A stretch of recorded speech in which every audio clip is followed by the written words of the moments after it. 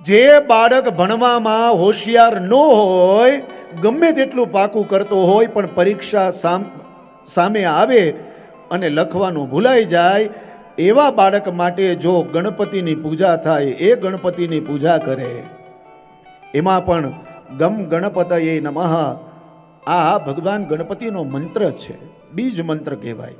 ગમ ગણપતયે નમઃ આટલું બોલી અને 11, 21, 31, 51 કે 108 દુર્વા અર્પણ કરે અને એક પુષ્પ ભગવાનને રક્ત પુષ્પ અર્પણ કરે, તો ભગવાન ગણપતિ એને સારી બુદ્ધિ આપે છે.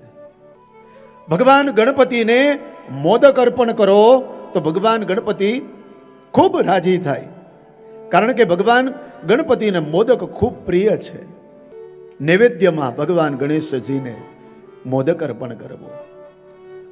તો જે બાળક ભણવામાં થોડો નબળો હોય, એને ગણપતિની આરાધના કરી એ સારી બુદ્ધિ આપે છે. અને ખાલી બાળક માટે નહીં, આપણા માટે પણ બુદ્ધિ જરૂરી છે. ખાલી બાળક માટે નહીં, કેના સાથે કેવો વ્યવહાર કરીને રહેવું, એ આપણામાં બુદ્ધિ હોવી જોઈએ.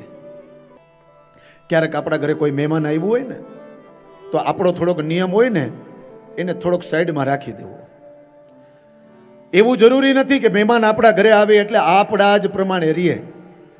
એ તો મહેમાન છે. શબ્દ છે મેં અને માન.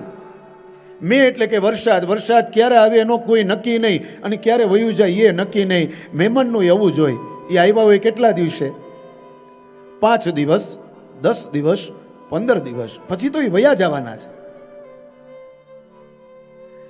તો આપણો જે નિયમ છે, કદાચ આપણે થોડોક સાઈડમાં મૂકી દઈએ તો એમાં કોઈ વાંધો નથી.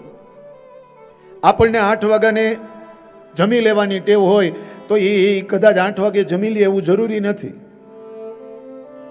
આપણે 9:30 વાગ્યામાં રાત્રે સૂઈ જઈએ તો એવું જરૂરી નથી કે એ 9:30 વાગે સૂઈ જાય.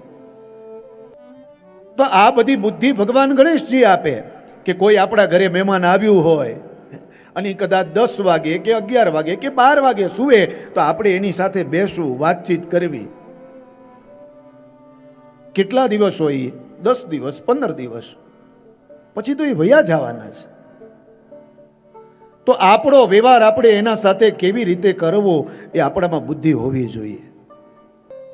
પછી આપણે એવો નિયમ લઈને બેસીએ કે તમારે જાગવું હોય જાગો, અમે સૂઈ જાય, અમારે સવારે વહેલું જાગવાનું. પણ આપણે પણ એની સાથે બેસવું જોઈએ, વાતો કરવી જોઈએ. આપણા ઘરે કોઈ આવ્યું છે તો સારો વિચાર, સારી બુદ્ધિ ભગવાન ગણપતિ આપે છે.